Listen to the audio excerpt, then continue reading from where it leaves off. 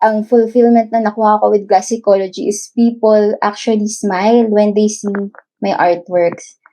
Something that I did not expect.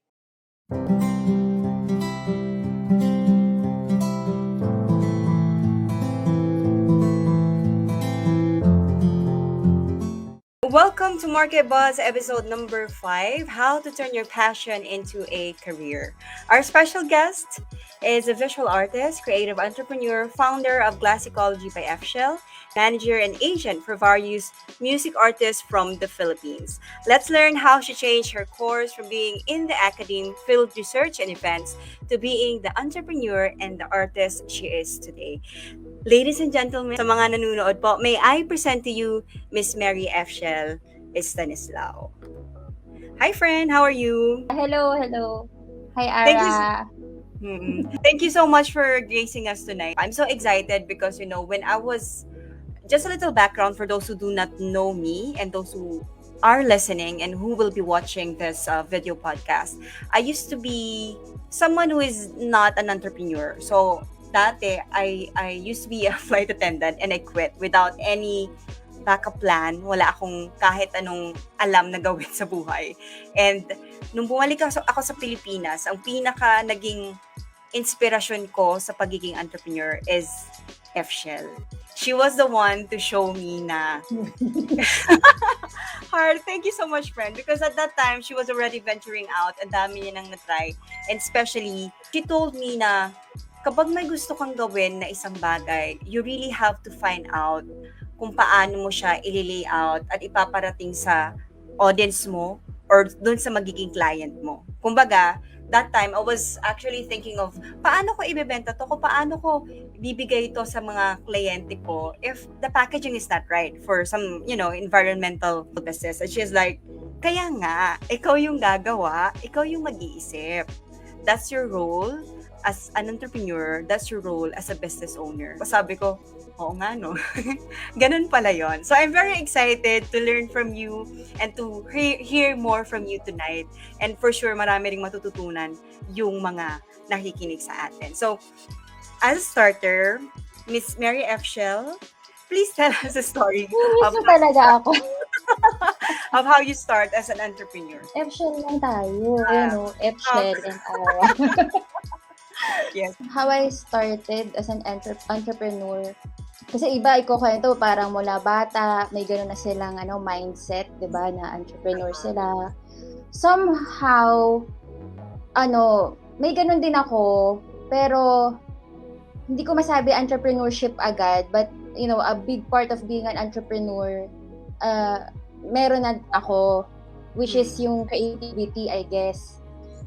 Yun nga, mahilig na rin ako sa arts and crafts. I like creating things, iba-iba yan, like accessories, pa yan mula pa grade school. And I think ewan ko kung nag-abot tayo nung time na yun na nung college, nag-sell ako ng FU accessories. Siyempre in a business course, tourism. I was also I was very active, diba, with a BA org, UP, which is IBA. Doon, syempre, parang na-mold ka as someone na pwede siguro maging entrepreneur in the future. Pero, formally, naging entrepreneur is nung 2016, nung ako ay unemployed. College. I was so sure. Before college, I wasn't sure kung anong course. Sobra. Iba-ibang course ang tinake ko. Nalaman ko rin. I was so sure na kung anong gusto kong gawin during college days sa AIT, sa UP AIT. So, sobrang sure ako na gusto ko mapunta sa events industry.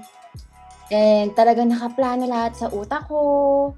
And all I have been doing during college days, talaga, with my org, with other activities, talagang ang utak ko sobrang clear na ito, sige, I'll attend this event, I'll attend this workshop, kasi I want to be in the event industry after I graduate. I even took, at that time, an events management, elective course. Elective lang kasi siya dati. I'm not sure kung elective pa rin siya ngayon. So, nag-take ako nun kaso nag-dissolve naman siya. And talaga nung practicum, we were free kasi to choose kung anong saan industry tayo magpa-practicum. So talagang pinili ko agad, I have to stick sa events. So talagang lahat napaka-clear, no, kung saan ako pupunta. And then yung mga first job ko talaga, puro naman doon events. Tapos I even taught na, sabi mo nga kanina, I was in the academe. I even taught events management in different universities. Sobrang alam mo yun, straight arrow, ganyan, alam na alam, no? Pero, ang dami pala talagang mangyayari. Ang dami mangyayari sa life mo. Hindi mo rin talaga mapaplan. You can try to plan, pero pag may nangyari talaga, pag masyado kang strict, I guess may ganun akong character, yung masyado kang strict sa plans mo, pagka may nagbago, nayayanig ka, diba? Nasi-shake ka. So, yun, I was in the academe, I was in the events, I did field research din. Parang ang dami kong ginagawa bigla. And then, a lot of them talaga parang hindi nag-work out. So, talaga na-frustrate ako. I wouldn't tell na the stories kung paano hindi nag-work out yung mga bagay-bagay. Pero, ganon. I guess, yung mga tao makaka-relate din sa ganon na kahit anong ginawa mong pagpaplano, kahit anong galing mo na sinasabi, minsan talaga, hindi may ibang plans para sa'yo si Lord. So, parang I think I took a year na hindi nag-work. Yun yung sinasabi na kailangan mawala lahat. Yung wala kang choice. When something happens to you na parang nawala lahat, you lost everything, gano'n. Parang don't lose hope talaga kasi it's a chance for you to think. And ang nangyari sa akin nun, the hardest thing na nagawa ko nun is i-let go yung masyado ako nakatingin na kailangan nasa events management ako, nasa events industry ako. Hindi ko mabitawan, parang na-frustrate ako na ba't gano'n, hindi nag-work out yung mga ginagawa ko doon. Kasi I even tried na to set up my own events management company. Pero hindi pa yun masasabing entrepreneurial journey kasi may explain ko kung bakit. Pero yun, so parang almost 1 year yun na I was so free to think. Pero actually, I was so depressed. Nag-stress eating ako. I gained, I'm not sure ano yung nag-gain ko, pero I was 198 pounds. So talagang isang tambak na depressed ka, ganyan. So pero, it was a chance for me to think and let things go. And I became closer to God. So yun, yun yung number 1 na nangyari. Nag-let go na ako na hindi kailangan events ang gawin ko in my life. Kasi ang inisip ko, events ako, dapat employed ako. Sobrang takot ako na hindi ako employed. So, yung pagiging entrepreneur ko, sa tingin ko, na-inspire talaga kasi ako sa uncle ko, sa family business nila, which is, yung figurine. Mula pa yan, sila yung mga pinsan ko, yan talaga, mula bata sila, yan yung business nila. So sabi ko, tingnan mo sila. May time na nag-fail, may time na okay, pero hindi sila nag-stop. So, parang for ilang decades na, yun na yung business nila. Tapos sabi ko, masyado ako nakatingin sa events, masyado ako nakatingin sa pagiging employed. Why not, since yun naman yung ginagawa kong hobby before, parang why not, offer something that is tangible. Kasi nga, I tried din nga to have an events company, which is, di ba, ang ino-offer mo is service, more on intangible, di ba? So, sabi ko, parang gusto ko yung nakikita ko, nahahawakan ko. Katulad ng figurines ng tito ko. Sabi ko, why not create a real business, yung talagang i-register ko. Ito yung babalikan ko na, kaya hindi ko maturing na business yung events company na tinatry ko before. Kasi wala pa ako ng lakas ng loob na i-register, alam mo yun, talagang gawing legit yung business. So, talagang I got the inspiration from my uncle and his family. And then, pagdating naman dun sa creative side, ibang story naman yun. Pero, yun, sabi ko, siguro I think I should, commit talaga myself sa isang bagay at hindi yung ang dami kong ginagawa. And, pag ginawa ko tong business na to, talagang i-register ko siya, gagawin ko ng tama. Lahat, register sa DTI, ganyan. Sa BIR, magbabayad ka ng buwis, ganun. Kasi para sa akin, dun ko mako-commit yung sarili ko sa isang bagay kung siya, nagko-comply, diba? So, sabi ko, una, bago to talaga nag-materialize, pinagdasal ko, binago ko yung prayers ko kay Lord. Kasi ang prayers ko before kay Lord, sana ganito yung salary ko, sana matanggap ako sa ganitong company, ganyan. Hindi ko alam na I'm not ready for tinanggap ko na kasi dati hindi ko matanggap. Hindi pala ako for employment. Talagang pala ako for business. So, tinanggap ko yon, nagdasal ako kay Lord na ibigay niya na kung ano ba yung dapat kong gawin. Bigyan niya ako ng wisdom, hindi yung specific na salary or company. And then, tingnan mo yun, nung parang inopen ko na yung eyes ko, hinayaan ko na talaga lahat. Yun yung naging sagot para sa akin, yung mag-create ka ng business na nasa arts and crafts. And ayun, hanggang ngayon, na siya, so mag 5 years na siya, officially, pero actually, magsi 6 years na siya. Maraming hardships talaga, kang pagdadaanan. Tanggapin mo yon, kasama yon. Pero hanggang ngayon, sobrang happy ako. Sobrang clear for me na this is what I want to do. This is my identity talaga to become an entrepreneur, artist. Yon, ang haba na sagot ko. No, I think that's very important kasi not everybody, I think, knows na even if you don't come from an entrepreneurship or entrepreneur background in your family, na hindi ka ganun na pinalaki, hindi kasi alam ng iba na pwede ka pa rin maging ganun. And you would really have to try a lot of things. Kung hindi mo na-try yung maraming bagay, hindi mo rin malalaman kung para ba sa'yo to o para ba hindi sa'yo. Sa tingin mo, Fchel, for you, it was very clear, di ba? Parang nakita mo na, nung sinabi mo na, inopen mo na yung mind mo na, okay, baka naman hindi ako para sa employment, di ba? So, let's pursue the passion that I have. I'm very artistic. I'm very creative. Pero, ano ba yung, sa tingin mo, what's the hardest or what's the biggest challenge you face when you were starting out? Oh, hindi ko masabi yung biggest. I mean, well, it depends kung ano yung pinag-uusapan natin. Pero sa business side, okay, if you talk about the business side, for me talaga, yun yung kinatakutan ko kasi talaga yung pag-process, yung documentation.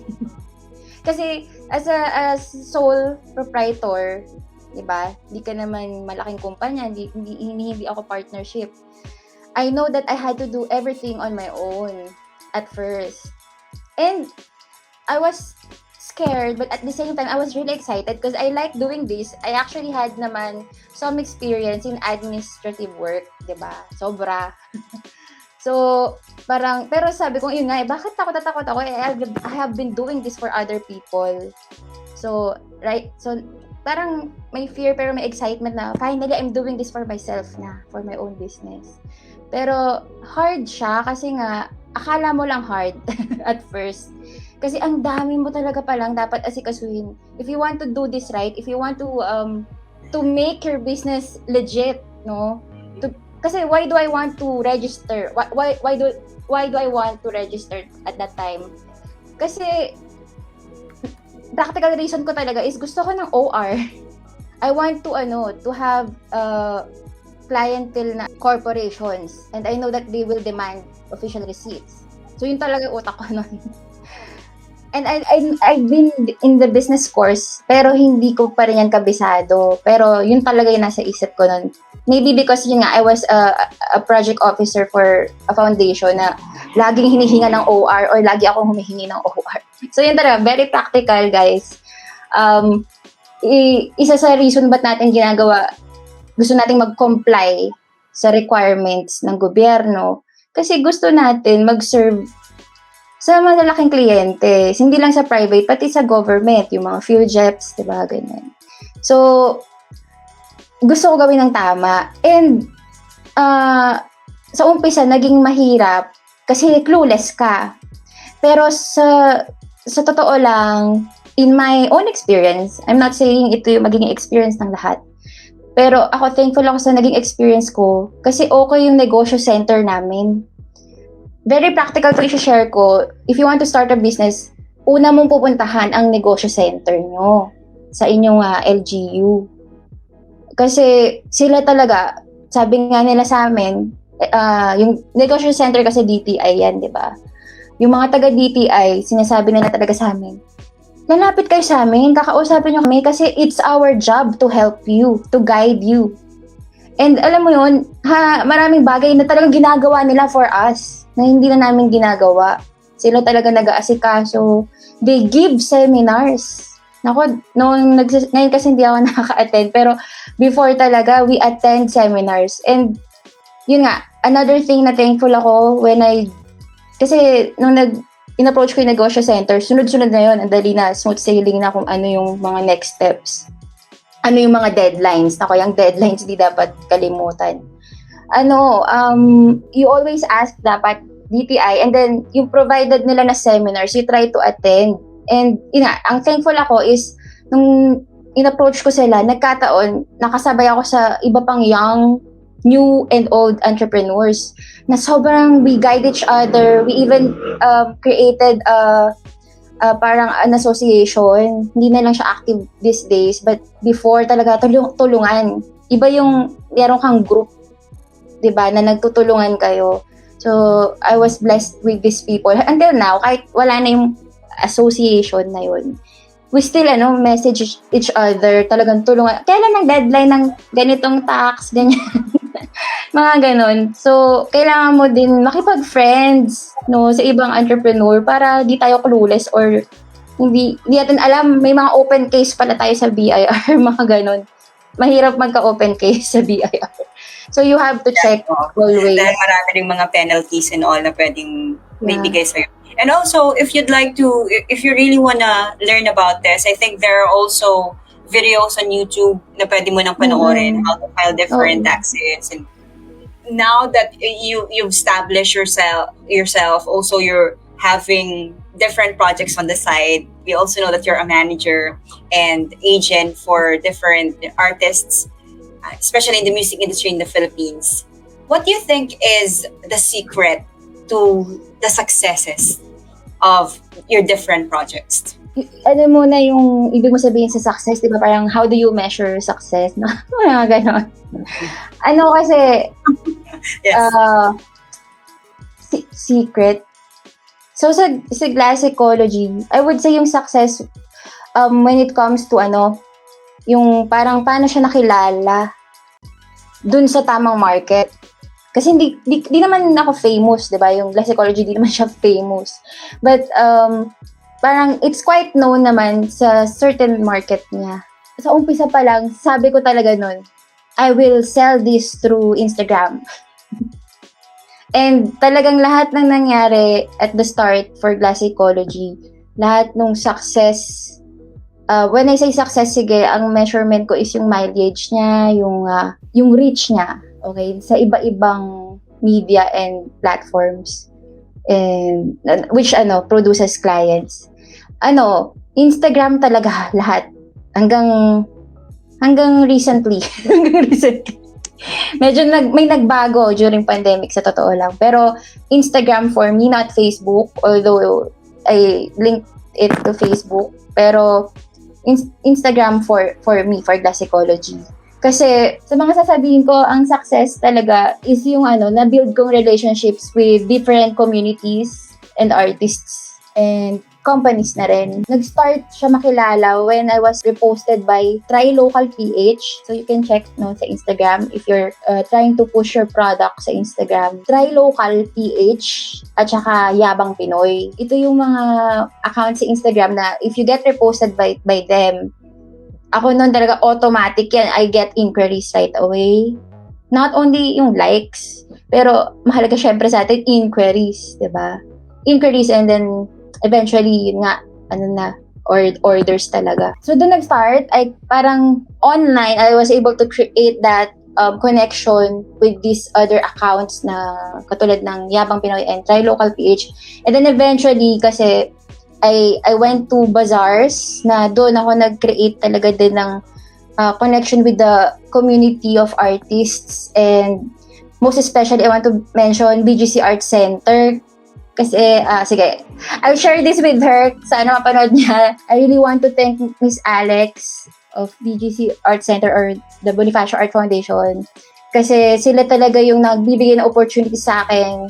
Since nung nag-start ako, until now, especially nung nag-start itong pandemya, no, since last year, through them talaga nakakuha ko ng ibang projects. Sobrang tumutulong talaga sila sa mga artists kasi. So for me, yun nga, yung secret for the success of Glassicology is really na-gain and na-maintain ko na good relationships, genuine relationship with these communities and organizations. So, yung sinabi mo about the other artists na dahil ko or sinusupport ko, kailangan mo ng magandang relationship sa clients mo. If you have a community din, for example of music artists din or managers, you connect with them kasi kayo din magtutulungan talaga ng leads, 'di ba? Kayo nagtatanong sa isa't isa kung saan ba tayo makakuha ng racket, ganyan. So yun, relationships talaga. Yes. And from here, I just wanna say hi to Seal or Sila Adriano. Si Ate Seal. Okay. She's And si Ate ko. Nanonood si Ate. On the technical side, thank you for saying that, Fchel. I think Fchel found her niche on Instagram because of it's very visual. Kumbaga, nandun yung market niya sa Instagram. Aside from that, ang ganda rin nung sinabi mo na it's more of the relationship. Because Fchel is my friend. I am proud to be her friend. And she's very genuine. And if you are an entrepreneur who is a good person, people will know kasi. People will know if you are genuine. And people would like to collab or do business with someone who's not, gonna run away from them. Someone na alam mo mapagkakatiwalaan. Fchel, as she is, na-establish niya yung ground niya doon na I know this person, mabait to, hindi ako lolokohin. May OR ako. Nung binanggit mo yung collaboration, yun nga, relationships, kasi hindi ko akalain na may ganun.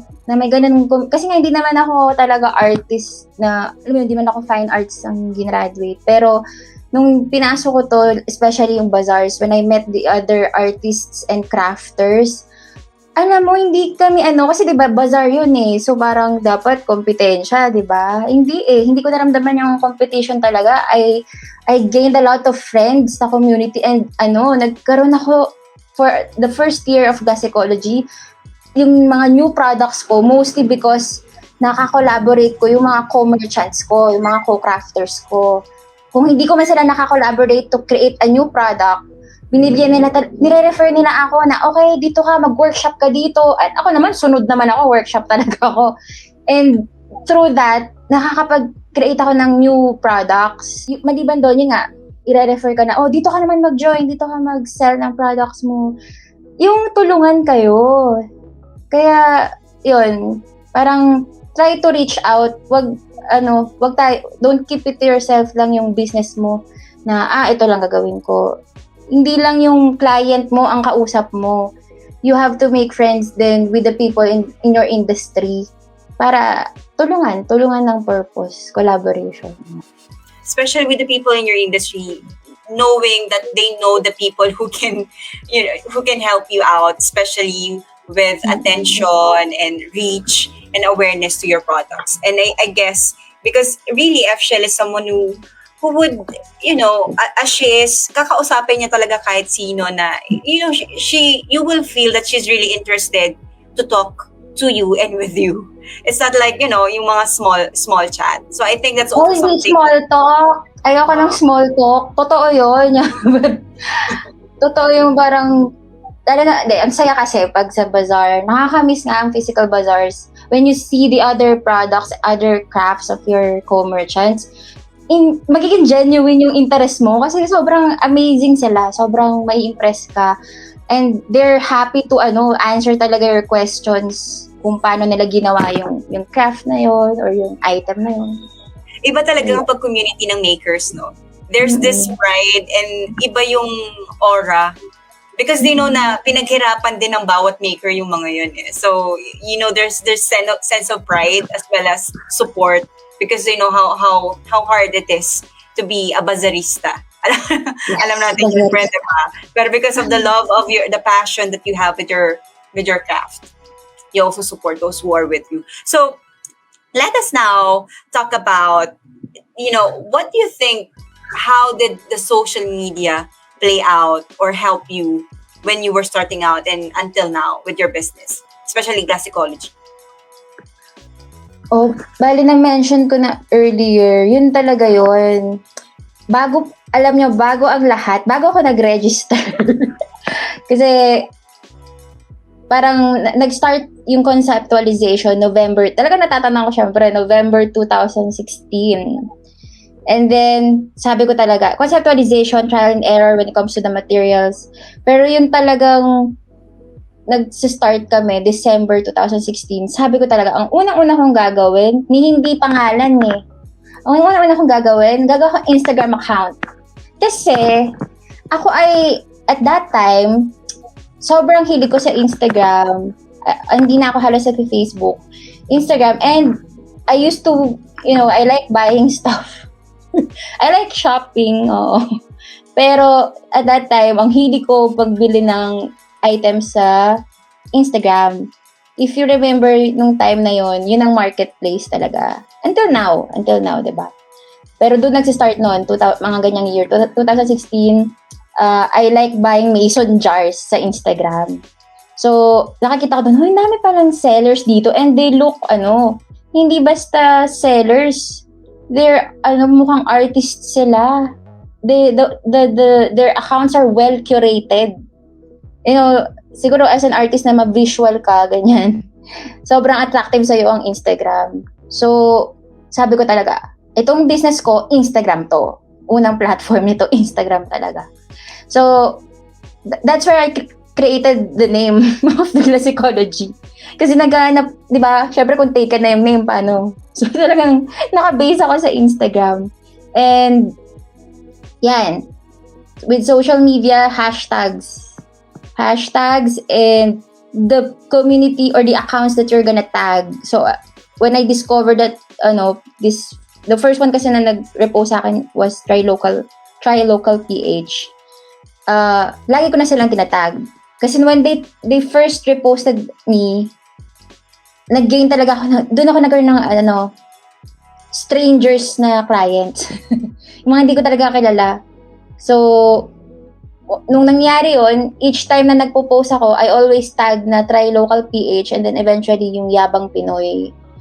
Kasi hindi naman nila lagi i-repost yung mga post mo, pero minsan if they like yung post mo, okay sa tema nila, yan, i-repost ka nila and surely, may magigain ka. Kung hindi man reach lang or likes, talagang makakakuha ka ng inquiries and then eventually orders nga. So, yan, Instagram and even Facebook, I also naman got orders through Facebook. Kasi online talaga ako eh. Until now, even if I have this studio for Glassicology, online selling helped me talaga. Ito guys, iba ang social media selling sa e-commerce. So ako talaga is nagbe-base until now sa social media selling. So, ang social media selling kasi is, yan nga, social media, Facebook, Instagram. Ang e-commerce, ito yung mga Lazada, Shopee, yan.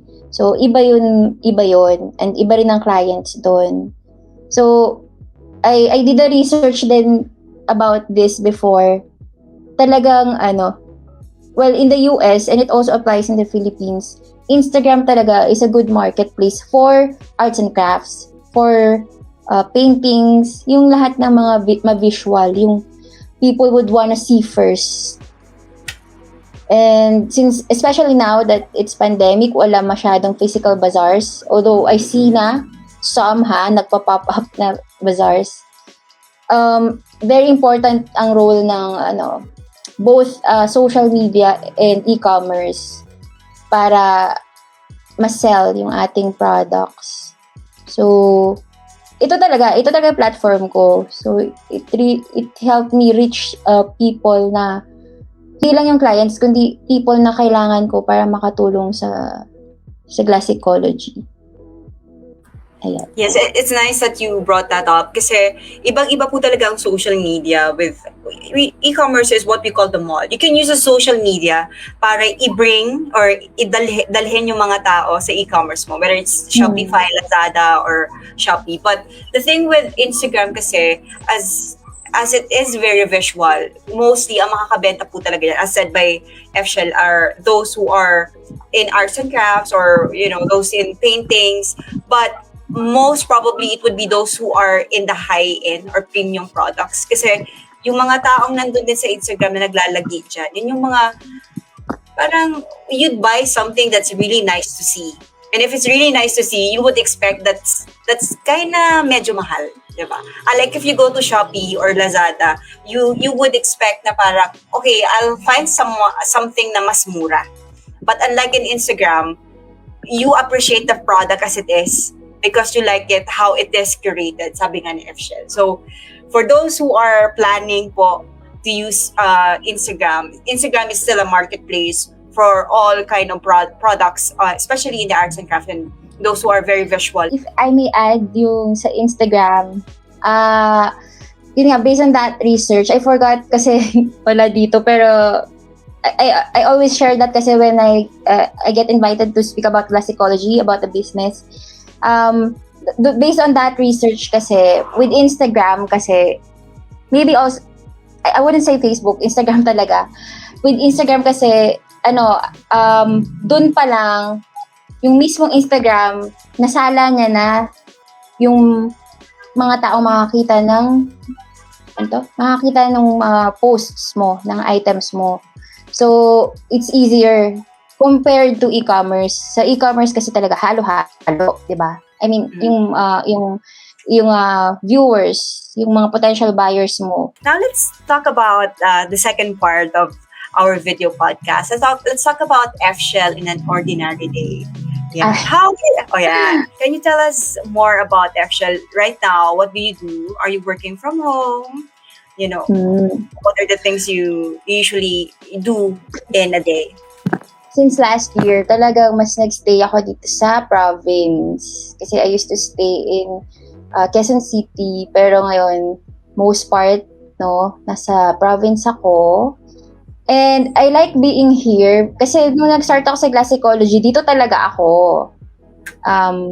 I just come to Manila to join bazaars and workshops. Naka-base talaga ang Glassicology sa Bataan. Nung start kasi, honestly, I want passion ko nung start. I kept praying na hindi mawala yung ganong klase ng passion. Hindi naman yun nawala. Pero I guess, nagmamature ka, marami ka, syempre, ibang gagawin or may iba kang opportunities na itatap mo within your business din. But during that time, nung nagsistart ako, simple lang ang aking ordinary day. Ang ordinary day ko, magigising ako ng 6 a.m., 5 a.m. Magpipaint ako niyan. Tapos halos buong araw, kaya ako nag-lose na ng weight noon. Kasi buong araw akong nagpipaint talaga. So from 6 a.m., yan yung masaya, nasa province ako, may nagdadala ng pagkain sa akin. So from 6 a.m., paint lang yan ako ng paint hanggang 6 p.m. magsistop ka, dinner ka. Sabi mo matutulog ka na, pero hindi ako makatulog, gigising ako kahit 11 p.m. gigising ako uli. Yung tinatry mo kasi mag-stop, magpahinga ka ganyan. Pero hindi, magpipaint ako na magpipaint hanggang sa parang 2 a.m. na, 3 a.m. na, nagpipaint pa rin ako. Tapos gigising pa rin ako ng 6 a.m. para mag-paint. At noon, may mga reason na dahil meron akong big orders, pero may mga reason na wala lang. Gusto ko lang mag-paint. grabe, di ba? Parang I couldn't stop holding the brush. I would make hundreds of pieces talaga a day. Hindi lang dahil sa demand ng client, but also gusto ko lang talaga. And then, right now, so ngayon, hindi na ganon. Since the pandemic, online workshop, I teach mostly children. I also teach adults, but mostly right now, children, I teach them different courses in painting or different tracks sa visual arts, because sometimes I teach them drawing, sketching, hindi lang puro painting. I also try then to teach them upcycling through arts and crafts. Iba-iba talaga gusto nila. Especially if multiple times kanilang teacher. Gusto nila iba-iba yung lesson. Usually, I'm on a 3-month break kasi, pero 3-month break sa workout, bago ako nagkaroon ng break. I would bike with my cousin, papunta dun sa malapit na bundok dito sa amin. Magbabike kami sa umaga, yan. Tapos, I would prepare na for a class, kung morning yung class ko. And then, I usually cook my own food kasi mahilig sila sa karne. Hindi na ako pwede sa karne masyado. So, I usually cook my own food. Na puro tokwa lang naman. Yun. Tapos, syempre, hindi tayo puro seryoso nagtuturo lang. Talaga namang nagne-Netflix talaga tayo. So, other than Netflix, I like, ito talaga, before, most of the time, I just check Instagram, but right now, I like looking at Pinterest and other websites. I also like design videos, even architecture videos like Architecture Digest, Pinterest. I also check out Design Milk. Ayan yung mga favorite ko check.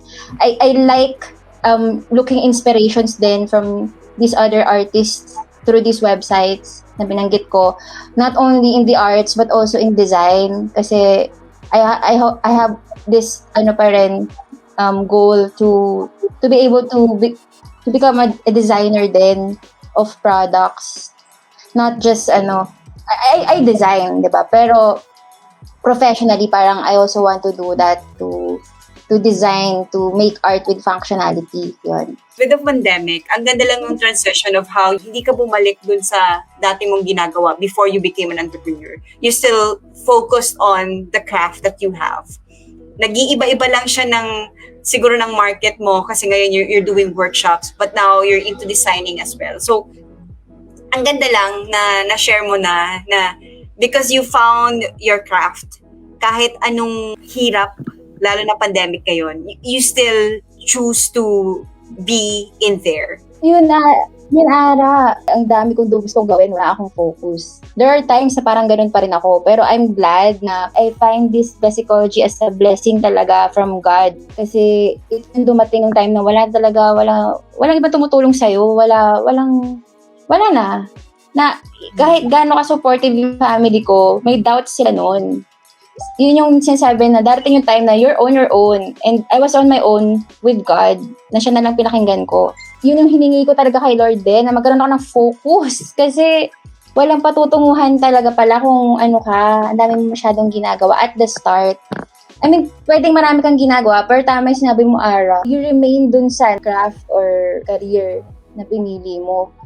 With Glassicology, it's still there. It's still a design company. It's still an art enterprise. You have to be patient. And I really like yung sinabi, yung talaga pinanghahawakan ko, yung sinabi ni Steve Jobs about connecting the dots. Doon mo mapapractice yung patience mo. Kasi sabi niya doon, you do not connect the dots looking forward. You connect the dots looking backward. Meaning, you have to trust daw nga that everything that you're doing will make sense in the future.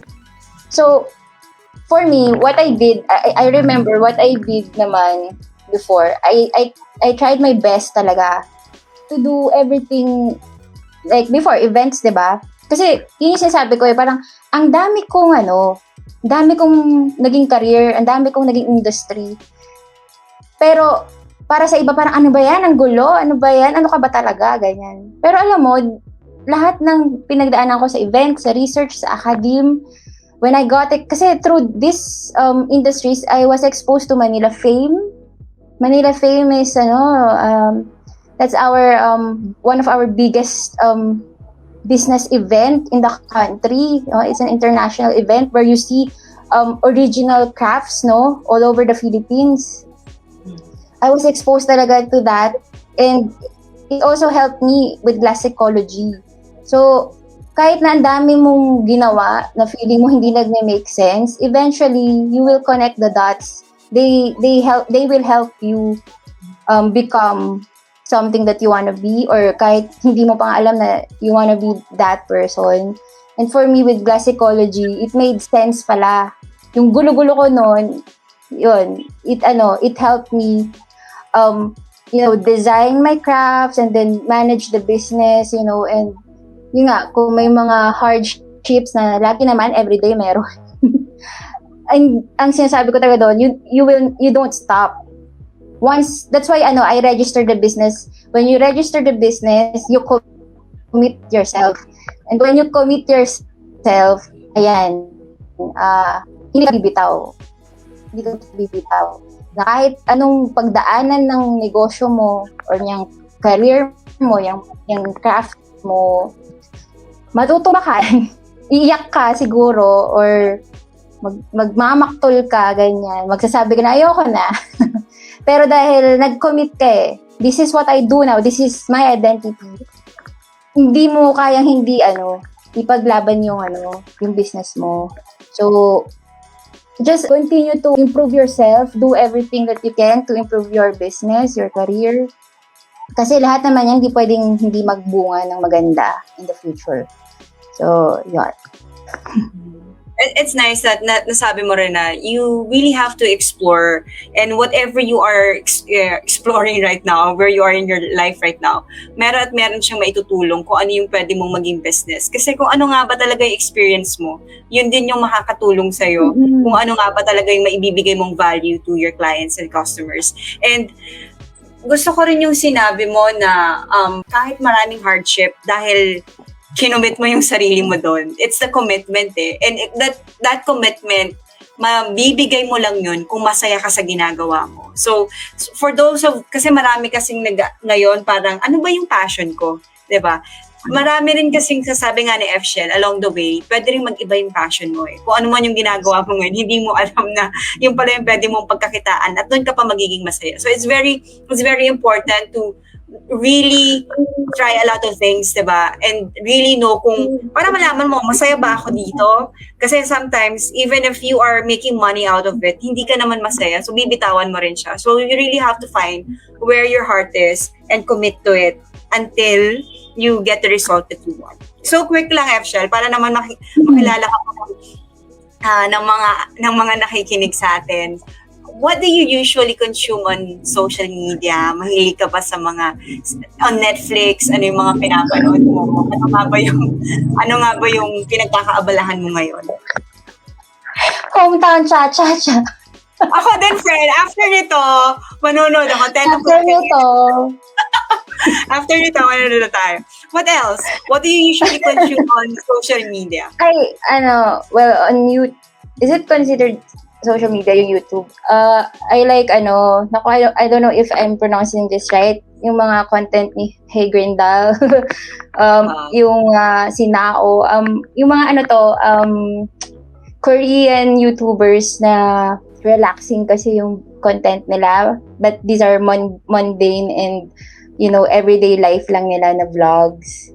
And I like the shots. And recently, I was, introduced to Cottage Fairy. Kilala mo ba yun, Ara? Kasi alam mo, I think she's like your spirit animal. She's like my spirit animal also. And teka lang, sorry si Tine, hometown cha-cha-cha. Siya din. Yun. Ang daming friend ni Tine. Hi Karen, hi Jay. Anyway. Mga friends ni Tine, salamat sa pananood. Ayun, I like watching videos kasi other than this kasi, diba, since college, I like editing videos noon. I was gonna take talaga film. Nasa creative side yung hilig ko. So, I like watching videos na may kinalaman nga sa design, like Architecture Digest. They have YouTube kasi. And then, puro ganun kasi yung hilig ko eh. Tapos, before nung mahilig, nag-start talaga din kay Lord DIY, nung mahilig pa siyang gumawa ng DIY. I like watching do-it-yourself videos ng mga arts and crafts. So, dun pa rin, pero hindi natin sinasabi na wow, ang perfect niya, no? Yung pa rin talaga, napaka-straight niya na puro arts and crafts pa rin pinapanood niya. Hindi, Netflix tayo, K-drama. Squid Game, di ko pa rin, kaka-start ko lang kasi sa Squid Game. Anyway. Anyway, kasi, why did I ask you this? Very, parang sa Fchel, she's very into pop culture. And when you know what she's busy with, alam mo na yun yung in. This is also something that why you need to know that, because this is where the attention is. When Fchel actually started to go for TikTok, not everybody is, hindi pa in yung TikTok. Pero sa Fchel, she was already there. That's why I'm also asking, Fchel, ano nga ba yung pinagkakabisihan? Kala mo ba sasabihin ko TikTok? No, because TikTok is, for those na hindi pa nagti-TikTok ngayon, mag-TikTok na po kayo kasi the organic reach is right there. Pero ang gusto ko lang sabihin, because kung ano po yung mga sinasabi ni Fchel, the attention is there. She is very into pop culture. So if you want to know kung nasaan ba yung mga mata ng tao, tanungin mo si Fchel. Kasi doon ka rin makakakuha ng mga kliyente mo. Especially, pop culture is where most of, the generation 25 years old below. And 25 years old below, we know that this kind of people in the buying spree, parang ganon. They're willing to buy from social media. They're willing to buy because of the extension of their expression of themselves. It's really something that you have to, it's more of behavioral thing in pop culture. And that's why I was asking, ano nga ba yung pinapanood mo ngayon? Kasi TikTok, dati na kasi, iba yung TikTok, diba? Yan ba yung Musical.ly ba yun? Oo, Musical.ly, yes. Yun, I also, I hated TikTok, no? Nung start. Hindi ko rin yan feel. Pero nung nag-lockdown, first lockdown, hindi ko alam paano ako napunta doon. Mm-hmm. Tapos, right now, hindi na ako nagti-TikTok talaga. Pero, I still watch videos in TikTok. And you know what? It depends, even on Instagram, even on your own Instagram account or on your own Facebook account, if you want to develop yourself, or if you want to be inspired, you always, curate din your own following. Sinong pina-follow mo? Hindi puro, for me, no, nagpapaka-teacher ako. Pag puro chismis ang ating pina-follow, you develop yourself by following the right people then, even on social media. And for me, ang napansin, kaya kasi yung iba, I think they don't like TikTok kasi they thought puro nagsasayawan ako sino-sino ang napapanood. Yes, wow. Yeah. But if you filter and you curate your own following, ako kasi I follow very creative content makers din on TikTok na ang galing-galing mag-video edit. Amazing, no? Video editors nandoon. Yes. Mga 1-minute videos, ang galing. So, super amazing. Tapos, right now, I noticed, grabe, it's a marketplace na rin. I even saw news na tinatalo niya ang Instagram sa pagiging marketplace right now. I saw a lot of online shops there who has Shopee account or Instagram account na they create quality videos talaga. And they sell a lot, no? So, yun yung bagay na hindi ko pa ginagawa. Yeah, because organic reach of TikTok, even LinkedIn, because right now, dati ang LinkedIn more on hanap ka ng employers or hanap ka ng mga ng mapagtatrabahuhan or connections. But right now, heavily, LinkedIn has started to do for content creators. So, kung maglalabas ka din nun ng mga gusto mong ibenta or, just put value for content, malaking bagay po yun. Organically, LinkedIn and TikTok is the way to go, especially if you want to find your clients. And now, okay, so, malapit na tayo mag-end with this interview. I just have 3 more questions left for you. And if for those who are watching, maybe we can entertain kung meron po kayong question for Fchel. And so if there's one thing you want to share right now, Fchel, about turning passion as a career into a career, what would it be? One thing lang. Daldal kasi. Parang hindi ka na masyadong mag-isip. Yung pala, mas Pero, nahirapan. Oo, mas nahirap yung one thing. Daming friends ni Tin. Sorry. Hi po. Hi, Nicole. Hi, Rensen. Hi, Kathleen. Ayan pa. Hi, Aya. Ayan. So, nung binanggit mo kanina na as you go along, pwede magbago yung passion mo. Yes, you have to be open lang. Kasi, and for me, ang mga realizations ko noon, kung bakit narating ko yung breakthrough na yon, na ang breakthrough yun for me na masimulan yung Glassicology or yung idea na okay, I can be an entrepreneur. Talaga, you have to remove pride, because aminin ko talaga na when I was starting out, because I was so focused on a career na alam ng mga tao, alam ng mga prof, no? ng mga tao nag-guide sa akin na ito ang career na gusto ko, which is events. Andun yung pressure and then yung pride mo na, pag nakita nila na hindi na ito yung ginagawa ko, nakakahiya. Pag para ako nalayo sa industry, nakakahiya. But you know what? I'm mentioning this because I wanna, acknowledge, if ever man mapapanood to ng mga prof natin, no? Kasi I was teaching nga, diba, in the academe in UP. So, sila very supportive. Hindi sila na-disappoint sa akin. Talagang tinulungan pa rin nila ako. I even, got them as client, no? Yan, sila Prof. Ortiz, no? Si Dean O, ayan. And then si Ma'am Badilla, sila Sir Alampay. If ever man mapanood nila to, I'm very thankful not only to them, no? Baka may mga di pa ako na-mention, I'm so sorry. Pero, kasi very supportive sila that when they saw Glassicology was, doing good, they congratulated me and they even, purchased, some of my designs. And I remember, kaya ako binanggit si Prof. Ortiz, I remembered, nag-comment siya before sa isa kong bazaar, sabi niya, you never know kung saan ka talaga makakarating. So you have to keep thriving on, no? You need to move forward, and hindi lang move forward, kundi mag-thrive ka. Kasi, pinagdaanan ko kasi. So, ngayon, masaya na akong sabihin na na okay na ako. Pero, nung time na yon, depressive state ka. Na feeling mo, wala na. At a young age, diba, feeling mo tapos na lahat. Hindi wala ka ng career. Yun yung feeling ko nun eh. Ang bata-bata pa, feeling mo wala ka ng career. Hindi. Ang daming pwedeng mangyari. You just have to be open. Na, oo, hindi na ako event organizer. Pero I provide for events. Diba? I provide for conferences. I am a supplier for conferences, for weddings. So, I'm still part of events. Nag-iba lang yung role ko. So, maging open ka na hindi lang iisang bagay ang gagawin mo.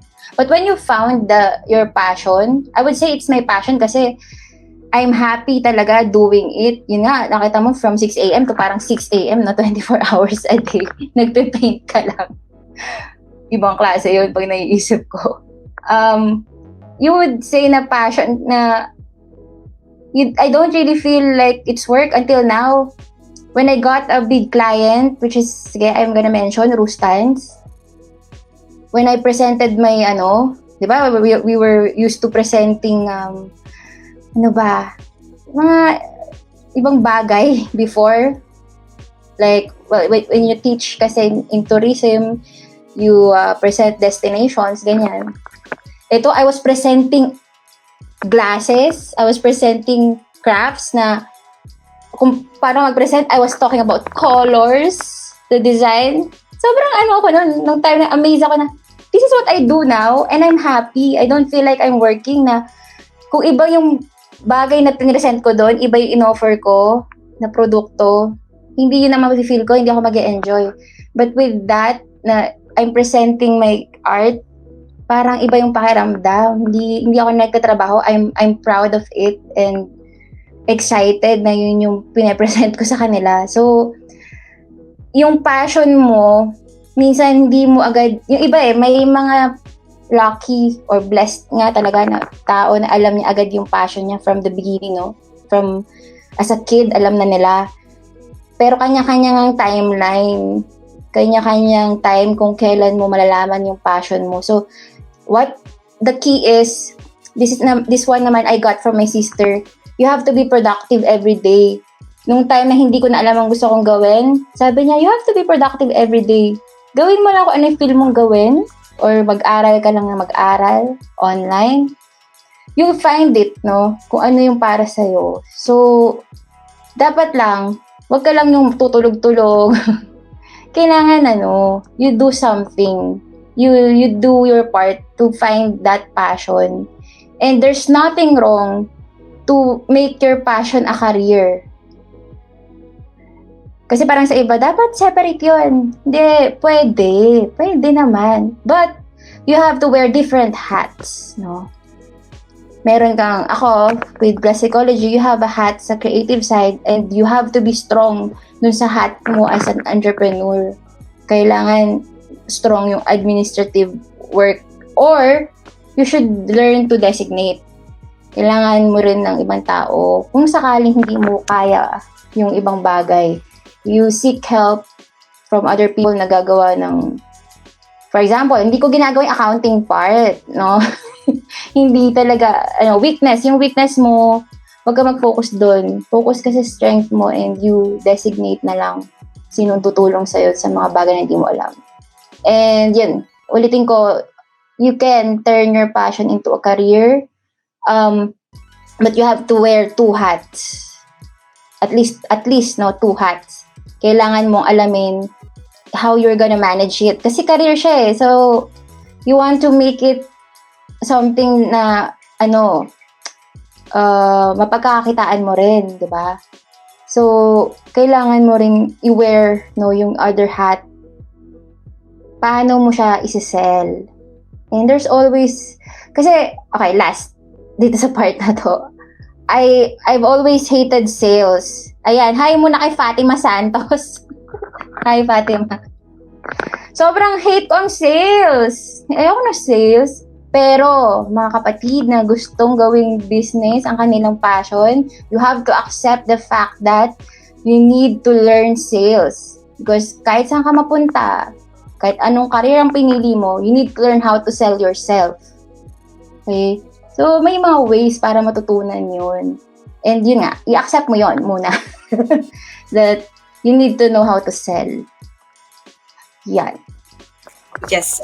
You're the GOAT, Fchel. I couldn't add more to that. But may gusto lang po akong i-add. Because being an entrepreneur as right now for about 5 years that we are in this in this journey, ang iba siya sa selling eh. But that's the starting point. Dapat kailangan marunong kang magbenta. If you can't do it, you have to bring someone in. Sabi nga ni Fchel. Mag-focus ka dun sa magaling ka. Kung ikaw ay marunong magluto, you bake a lot of really delicious goodies, cookies and all, hindi mo siya kayang ibenta. You have to find someone who's gonna sell it for you. Someone who can commission.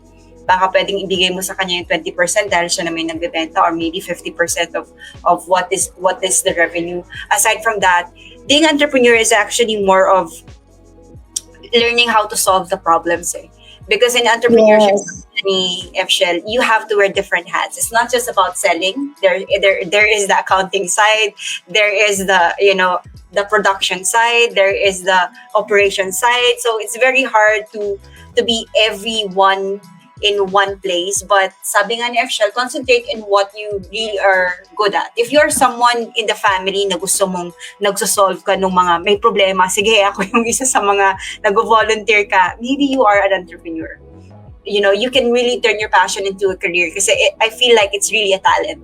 It's not really for someone na, may iba-iba kasi tayong mga talento eh. If you are really good in this craft, you have to focus on that. But if you feel like hindi mo kaya to, then bring someone along who can make your business grow. And ayan, hello Cha sa Longgan. Hello, Cha. Thank you for being with us. Yes. Ayun, Ara, yung sinabi mo about, ayan, wala ako. Yun nga, decision maker talaga, ang pagiging entrepreneur. So you have to have, talaga, a strong heart. And you know what, you can train naman yourself din. If you think you're not that person, yes, maybe you can designate, you call someone na makaka-help sa'yo. Pero, if you want to do this talaga, if you want to do entrepreneurship, no matter what, you have to be strong. I have a lot of weak, akala kasi ng mga tao very strong talaga ako, pero syempre ang dami kong weaknesses. Pero you have to have that, mind na you will fight talaga. Kaya that's why maganda passion yung passion mo yung gagawin mong business.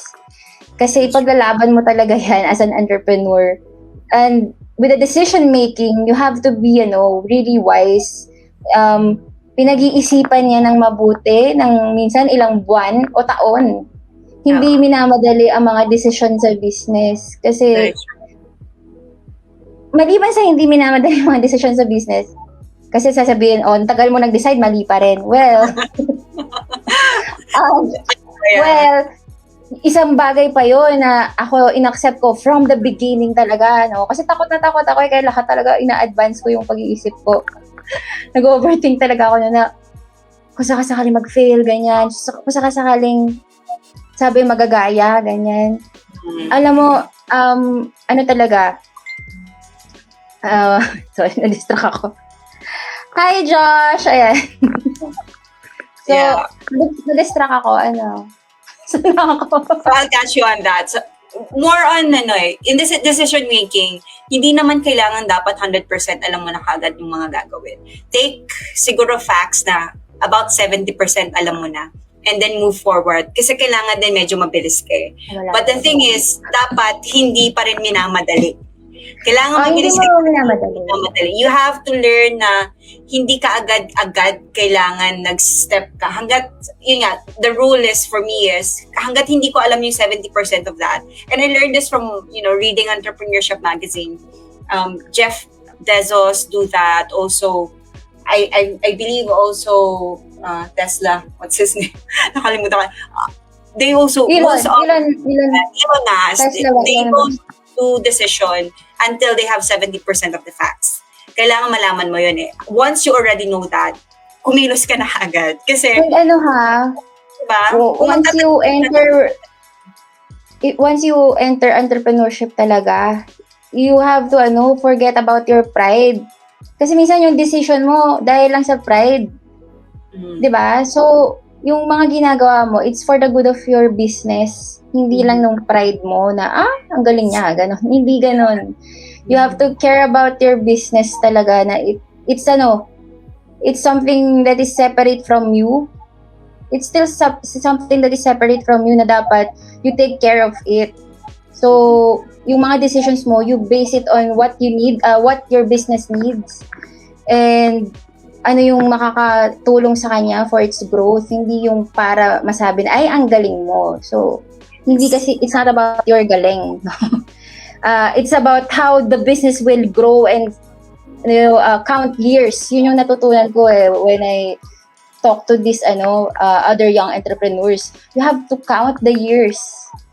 And it will magbubunga din yan. And you shouldn't expect talaga ayun, yun pala yung binabangit ko kanina. Talagang in-expect ko yung mga masasamang pwedeng mangyari sa business ko. So from the beginning, na-set ko na yung mind ko na, for example, yung ganong threats na, sabi kasi, mga tao magsasabi sa'yo, nako, baka, wag ka magpa-workshop. Yan ang ginagawa ko ngayon, di ba? Magpa-workshop. I earn from facilitating workshops. But at the start, when I get invited a lot kasi. Pero ang dami nagsasabi, don't teach your craft. No, yung mga people sa business. Yan naman yung dun kami medyo nagkontrahan ng isip. Pero nakinig ako sa umpisa. May point kasi sila. ang point nila is, baka gayahin ka lang.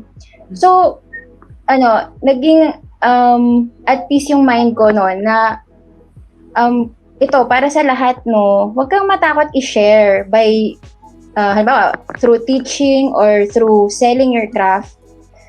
Huwag kang matakot i-share kasi no matter what happens, if you know that you made that product, no, hindi ka you have to be confident na it's your product pa rin kahit gayahin ka pa. It will still be different because you're the one who made it.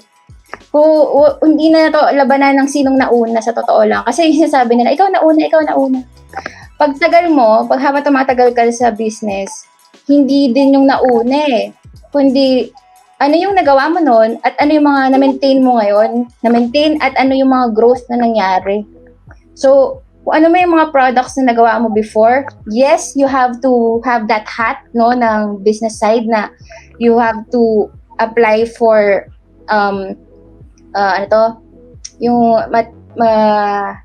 magkaroon siya ng trademark. You know, you want to protect, syempre, what's the term? Nawala yung term sa isip ko. Intellectual property. Yeah, intellectual property. You do your part din sa ganon. Kung halimbawa gusto mo talagang protektahan yung isang product design mo. But, alam mo, ang daming gumagawa niyan, pero lagi pa rin silang ginagaya. Tapos, well, because of that protection, they can demand, di ba, and all. Pero, di ba, ang dami talaga manggagaya kung may manggagaya. Alam mo, you should be flattered na ginaya ka. Kung sa tingin mo ginaya ka. Kasi, ibig sabihin, nakakatuwa, maganda pala talaga yung product ko. Now, once it happens, for me, ganito yung nasa isip ko, once it happens, move forward. Ang bilis mo dapat mag-move forward. You have to create a new one. Kasi nagaya na eh. Gawa ka ng bago. Kasi ang hindi nila magagaya is yung utak mo, yung talent mo, yung creativity mo. So you always have to focus on your own talents na hindi, I can still create a new one, even a better one. So dapat may ganun kang confidence. You're an entrepreneur, ito yung pagiging strong ng heart mo. Na kagayahin ka talaga eh, kasi magaling ka eh. Diba? Yan ang isipin mo, magaling ka eh, kaya gagayahin ka. So, ikaw, hindi ka mag-focus sa galing mo. Mag-focus ka sa pagiging innovative mo. Na I can always create a new one. Di ba sabi, character ng isang entrepreneur is pagiging innovative. So, i-practice mo yun na, hindi, gagawa ko lagi ng bago. Kasi ikaw mismo dapat nagsasawa ka sa produkto mo. Nagsasawa na, yun lang lagi. Hindi, gawa ka ng bago. Kasi for sure, your market, your audience would like something new again and again. So, yon ang pagiging entrepreneur. Yes. Fchel, what if they want to connect with you? How can they connect with you? Ayun. Please follow at Glassicology. So naman natin i-type, at Glassicology on Instagram. That's at Glassicology. So, glass, tapos Icology. Naman pala nakasulat pala sa screen. So, lagyan mo lang ng at. Yan. And then, Facebook, yan din siya. When you type that username, lalabas yan sa Facebook. And, nakabalandra naman po yung number ko halos sa lahat ng pages na minamanage ko. So, I can mention 0917-304-8599. But I'm very responsive on Instagram. So, you can message me on Instagram. Yes. For, not only for product inquiries, but also for workshops. I do workshops for children and for adults. Yes. Yeah. Pwede bang pa-show mo ulit yung products may Fchel so they can, Ako, how beautiful it is. diba? You know, the flower coaster that you have shown us earlier. Para lang for those who just joined us now. Sabi ko, ilalapit ko dito yung products. Pero, ito kasi very old design na to. Dito nag-start. So beautiful, yeah.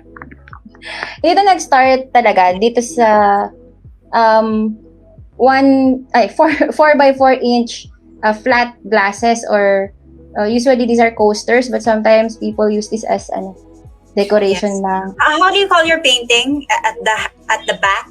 At tawag yan, may tawag. Reverse painted, kaya nakikita mo pa rin yung pagiging glass niya. Ayan. So you can do workshops for your kid. You can also do workshops for those who are kids at heart, diba? Even for I've done workshops for companies, for their employees.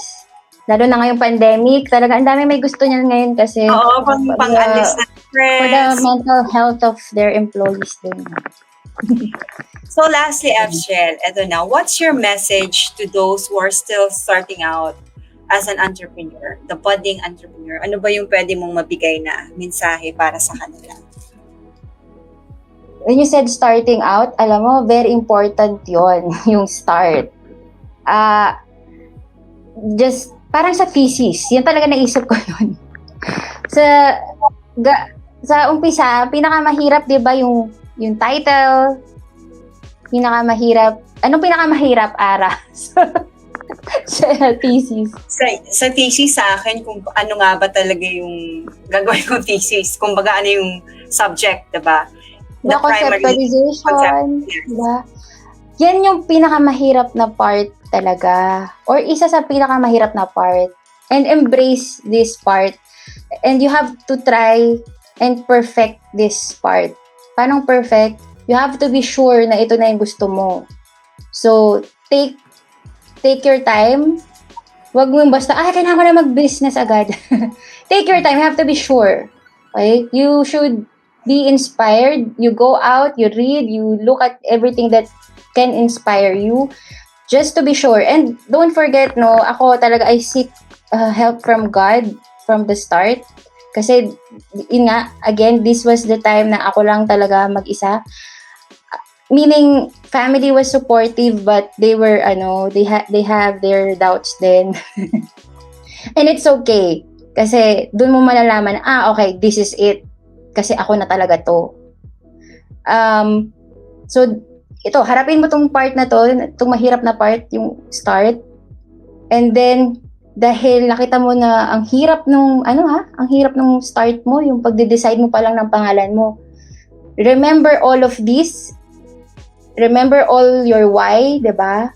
Pagka nagkakaroon na ng hirap yung business mo. Pag nahihirapan ka na, balikan mo na, pinaghirapan ko yung pangalan nito pa lang eh. Bakit ako bibitaw? So sa mga kakilala ko nga, na ang daming pinagdadaanan ng negosyo na lalo na ngayong pandemic, you have to try your best to just continue. You cry, you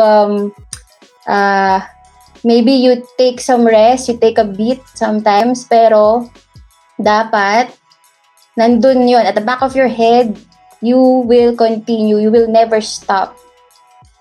Kasi kahit ako, naiisip ko yung mga ganyan dati, mag-stop. Pero I'm so grateful nga to my entrepreneur friends who encouraged me before pa lang na, no, wag mo i-close yung business mo. You don't stop. Maybe you rebrand. There are a lot of things or strategies that you can do if you're in the brink of closing or stopping your business. No, you will never stop. You don't stop. You will do some redirection siguro. May mga babaguhin ka lang. Parang magre-rearrange ka lang. Okay? Gagawin mo ang lahat hanggat di mo na i-exhaust lahat ng pwede mong gawin. For this passion that you turn into a business or a career, you have to do everything. You have to keep a strong heart for your business.